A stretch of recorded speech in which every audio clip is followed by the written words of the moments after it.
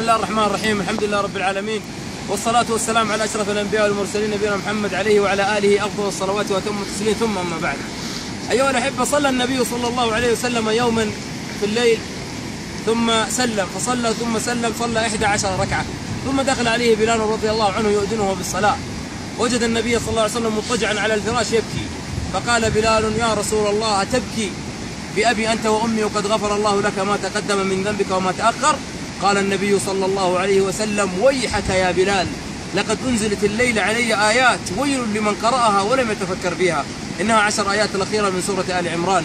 يقول الله تبارك وتعالى: إن في خلق السماوات والأرض واختلاف الليل والنهار لآيات لأولي الألباب، أولي الألباب الذين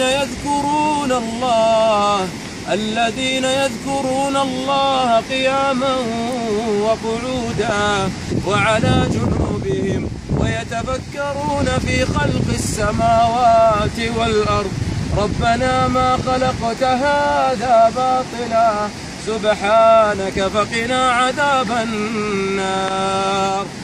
الله عز وجل خلقنا لأجل أن نتفكر، فلا بد لنا من التفكر، لأنه يحصل بعد التفكر تدبر، وبعد التدبر نجاة بإذن الله.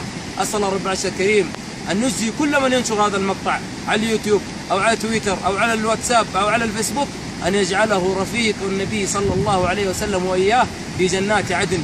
قولوا آمين. اللهم وفق كل من ينشر هذا المقطع لأجل الناس أنهم يتدبروا ويتذكروا في خلق السماوات والأرض.